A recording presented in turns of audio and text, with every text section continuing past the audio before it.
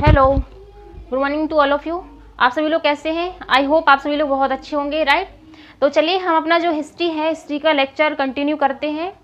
और इससे पहले हमने 3-4 लेक्चर है जो हमारी एमपी की हिस्ट्री है उसके डिस्कस कर लिए हैं, जिसमें हमने जो एंशियंट इंडिया है, जो हमारे एंशियंट इंडिया की हिस्ट्री है और जो भी चीज़ें हैं जो हमारे एमपी से रिलेटेड हिस्ट्री है हमारी इंडिया की, उसी को हम इसमें डिस्कस करेंगे। जो हिस्ट्री हमारे इंडिया की टोटल, उसको हम डिस्कस नहीं करेंगे। एमपी से रिलेटेड जितने भी फैक्ट्स हैं, जो भी चीज़ें रिलेटेड हैं, उन्हीं के बारे में हम पढ़ेंगे, है ना, जो कि हम एमपी जीके में काउंट करते हैं, राइट।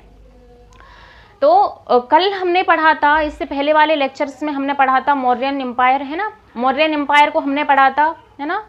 और इसके बाद अब हम पढ़ेंगे शुंग डायनेस्टी, है ना। तो शुंग डायनेस्टी हम पूरी नहीं पढ़ेंगे, only related to fact about हमारे जो एमपी से रिलेटेड है, राइट। तो at the time of Pushyamitra Shunga, his son Agnimitra was the Magadhan viceroy at Vidisha. तो जो हमारे अब ये क्या है, शुंग डायनेस्टी हमारे एमपी से रिलेटेड है। कैसे कि जो अग्निमित्रा, जो कि पुष्यमित्र शुंगा का बेटा था, सन था, वो मगधन एम्पायर के टाइम पर वो विदिशा जो हमारे एमपी का एक जो डिस्ट्रिक्ट है ना, इसलिए इसको हम पढ़ेंगे, राइट। तो ये इसलिए यहाँ पर इसका जिक्र हुआ है अग्निमित्रा का, जो कि विदिशा का मगधन एम्पायर के टाइम पर वायसराय था, है ना। और कालिदास जो थे, उन्होंने मालविकाग्निमित्रा अपनी एक बुक लिखी थी, एक नाटक लिखा था, जिसमें कि जो अग्निमित्रा था और जो मालविका उसकी जो पत्नी थी, है ना, इन दोनों की लव स्टोरी के बारे में बताया था कालिदास ने, है ना। तो ये चीज़ आपको याद रखनी है कि जो मालविकाग्निमित्रा है उसके राइटर कौन थे, उस नाटक के राइटर कौन थे, वो थे कालिदास, है ना। और ये डायनेस्टी कौन सी है, ये किस डायनेस्टी में थे, वो थे शुंग डायनेस्टी के पीरियड में, right. Shunga ruler were followers of ब्राह्मण रिलीजन। जो शुंग रूलर्स थे वो ब्राह्मण रिलीजन के फॉलोवर थे, है ना। तो क्या है, स्टार्टिंग से ही लोग डायनेस्टी में, है ना, उनका एक अपना एक रिलीजन रहता था, है ना, अपना एक रिलीजन रहता था कि वो इसी रिलीजन को फॉलो करेंगे। इसी तरीके से जो ब्राह्मण रिलीजन था वो शुंग डायनेस्टी का रिलीजन था, है ना। और स्तूपास बनवाए थे इन्होंने कहाँ पर, सांची एंड भारत में। तो इन स्तूपास बनाने पे इन्होंने जोर दिया था, है ना, सांची पर एंड भारत, है ना। इसलिए हम क्या है, ये सांची हमारे एमपी में है एंड भारत भी हमारे एमपी में है, इसलिए हम इन चीज़ों को पढ़ रहे हैं, राइट। ये चीज़ ध्यान रखिएगा। ग्रीक एम्बेसडोर हेलियोडोरस, है ना, Heliodorus visited the court of Bhagabhadra, है ना। भागभद्रा के टाइम पर जो ग्रीक एम्बेसडोर था हेलियोडोरस, वो आया था, है ना, वो इंडिया की विजिट पर आया था, है ना। तो इस चीज़ के बारे में इसका नाम याद रखिएगा कि कौन सी डायनेस्टी के टाइम पर आया था, शुंग डायनेस्टी के ड्यूरेशन में आया था। और उस टाइम जो रूलर था, है ना, वो कौन था, भागभद्रा के कोर्ट में आया था। तो इसका नाम याद रखना है एंड यहाँ पे ये चीज़ याद रखनी है। कैपिटल, है ना, इसने क्या है, पहले इसकी पाटलिपुत्र कैपिटल थी शुंग डायनेस्टी की। लेटर बाद में क्या किया, इन्होंने अपनी कैपिटल को विदिशा भी बना लिया। मतलब दो कैपिटल थी इसकी, शुंग डायनेस्टी की 2 कैपिटल थी, विदिशा एंड पाटलिपुत्र, दोनों साथ साथ काम कर रही थी, राइट। तो ये था हमारा एमपी से रिलेटेड जो चीज़ें हैं वो हमने इसमें डिस्कस की। हाँ, विदिशा कैपिटल को इसलिए डिस्कस किया क्योंकि ये हमारे एमपी में है, राइट। तो हमारे एमपी में है और ये शुंग डायनेस्टी की कैपिटल रही है, राइट। तो इस तरीके से क्वेश्चन पूछे जा सकते हैं। देन बैक्ट्रियन, साकास एंड कुशांस, है ना। तो ये कुछ डायनेस्टी है, बैक्ट्रियन, साकास एंड कुशांस। अब इनसे रिलेटेड हम कुछ चीज़ों को देखेंगे, है ना। तो इसके बाद जो डायनेस्टी आई थी वो थी बैक्ट्रियन, साकास एंड कुशान।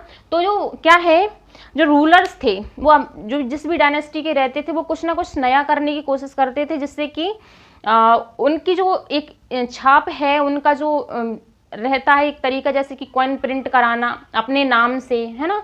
तो इस तरीके से क्या हुआ, जो मियंडर्स ने अपनी कॉइन को जारी किया, जो कि हमारे बालाघाट में, है ना। जो मियंडर्स कॉइन्स हमको देखने को मिलती है वो बालाघाट में, वहाँ से इन्होंने ये कॉइन्स को इशू किया था। साका रूलर जो नहपांस की कॉइन है, जो कि हमें शिवपुरी से मिलती है ना, जो शिवपुरी हमारा डिस्ट्रिक्ट है, कौन से रूलर की, साका रूलर, नहपान, नाम क्या है, नहपान। तो ये चीज़ ध्यान रखनी है कि हमारे शिवपुरी डिस्ट्रिक्ट से कौन सा साका रूलर कनेक्ट है, जिसकी कॉइन्स हमें शिवपुरी से मिलती है। कुषाण किंग, है ना, और कुजुल, कडफिश, कडफिश की कॉइन्स हमें मिलती है कहाँ से, बिदसा से।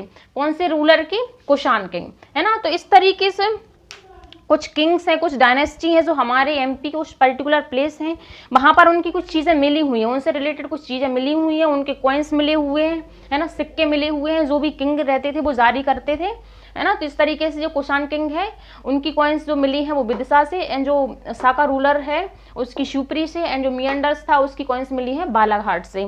तो इस तरीके से क्या है कि डायनेस्टी हैं वो एक के बाद एक करके आती रहती हैं, मतलब आती रहती थी, राइट जी। ये हमारी एक हिस्ट्री का इस तरीके से पीरियड रहा है जिसके लिए हमें ये डायनेस्टी को हमें पढ़ना होता है, राइट।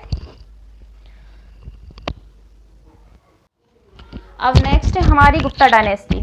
तो गुप्ता डायनेस्टी हमारे एमपी से किस तरीके से रिलेटेड है वो हम देखेंगे इसमें।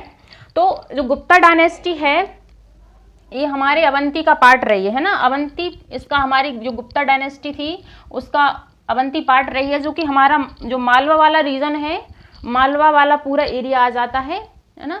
तो इंडियाज गोल्डन एज माना जाता है, इंडिया की गोल्डन एज या क्लासिकल एज माना जाता है गुप्ता पीरियड को, है ना, क्योंकि ये सबसे मतलब पहले से जितनी भी डायनेस्टी आई उनसे सबसे अच्छी डायनेस्टी मानी जाती है हमारे इंडिया की, इसलिए इसको इंडिया की गोल्डन एज या क्लासिकल एज बोला जाता है, राइट।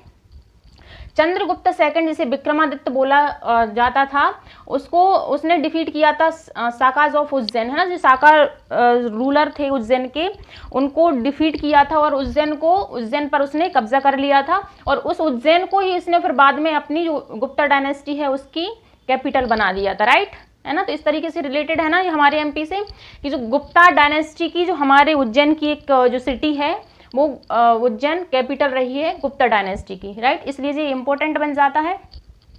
और जो चंद्रगुप्त सेकंड के जिसे विक्रमादित्य बोला जाता था उसके नवरत्नास थे, है ना, नवरत्नास थे, वो कौन कौन से थे, कालिदास, बेताल भद्र, है ना, वराह मिहिर, धनवंतरी, है ना, अमर सिम्हा एंड वरोची, है ना, और घटकर और हरिसेना एंड कहा पनाका, है ना। तो इस तरीके से ये नवरत्नास थे हमारे जो विक्रमादित्य सेकंड के, इनके आप नाम याद रखिएगा क्योंकि बहुत ज़्यादा इंपॉर्टेंट है कि इनमें से पूछने आ जाता है कि इनमें से कौन सा नवरत्ना नहीं है ना। तो कालिदास, बेताल भद्र, ब्राह्मणी, इस तरीके से ये नवरत्नास थे, राइट। और रॉक कट टेम्पल्स इस गुप्ता डायनेस्टी के टाइम पर बनाए गए थे, है ना। बाघ केव्स जो कि धार डिस्ट्रिक्ट है, हमारे एमपी का धार डिस्ट्रिक्ट है, वहाँ पर बाघ केव देखने को मिलती हैं जो कि गुप्ता डायनेस्टी से रिलेटेड है ना। तो इस तरीके से कुछ जगह हैं जो कि डायनेस्टी से रिलेटेड हैं हमारे एमपी में, जिनके बारे में हमें याद रखना, जैसे गुप्ता डायनेस्टी में अवंती मालवा रीजन